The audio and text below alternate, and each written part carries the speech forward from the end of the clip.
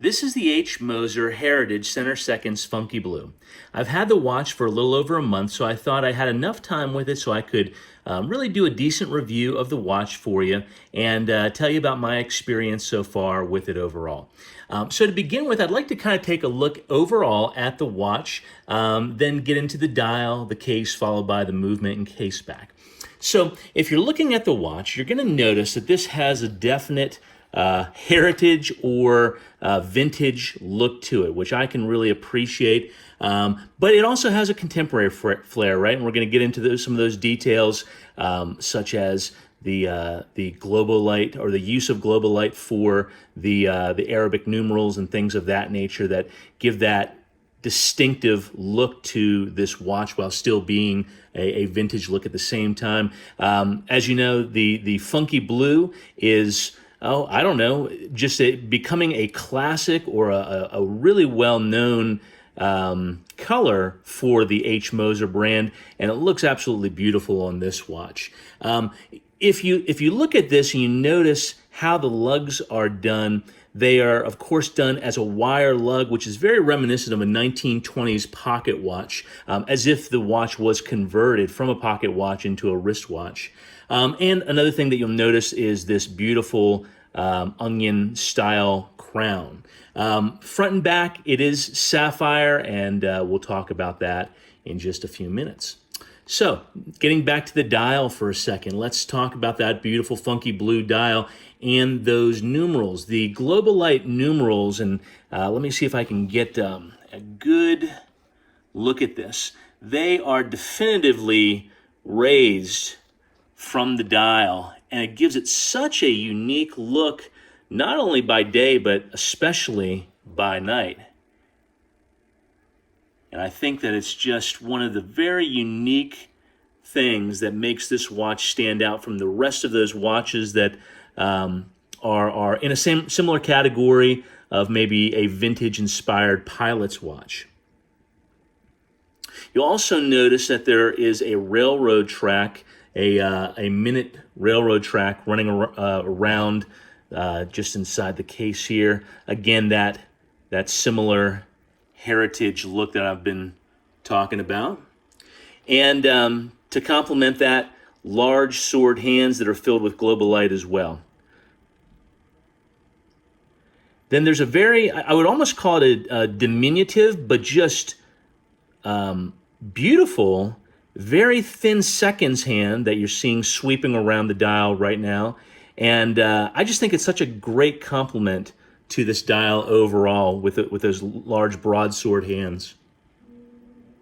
Okay, so let's talk about the case itself. This is a 42 millimeter polished case that's 11.1 millimeters thick.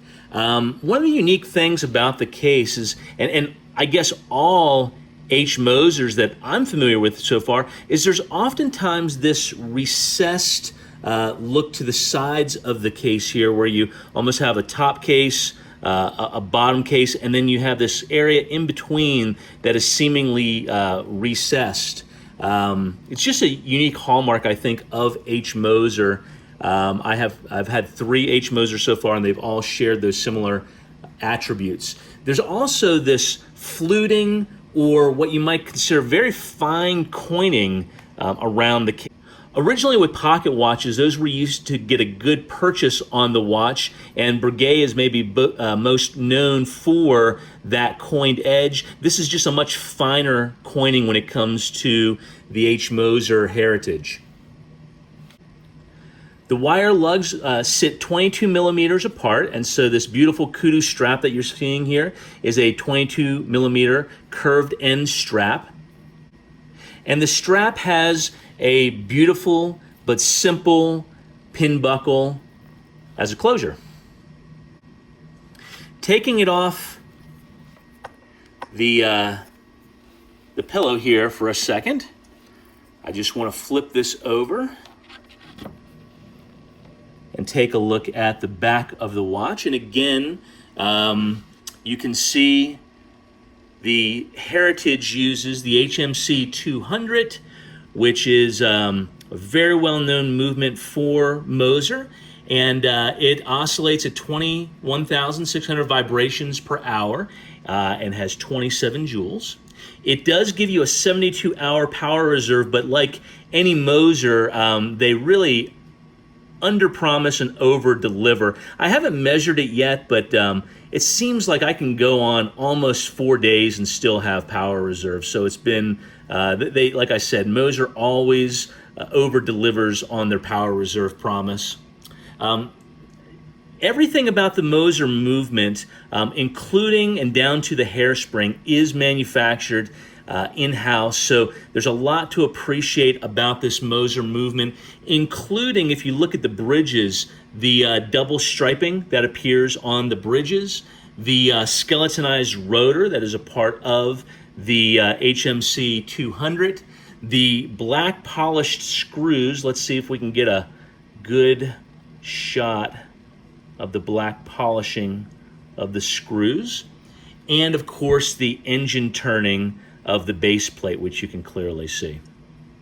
So overall, I have really, I'm upside down there, have really enjoyed owning this H. Moser Heritage Center Seconds with the funky blue dial over the past month.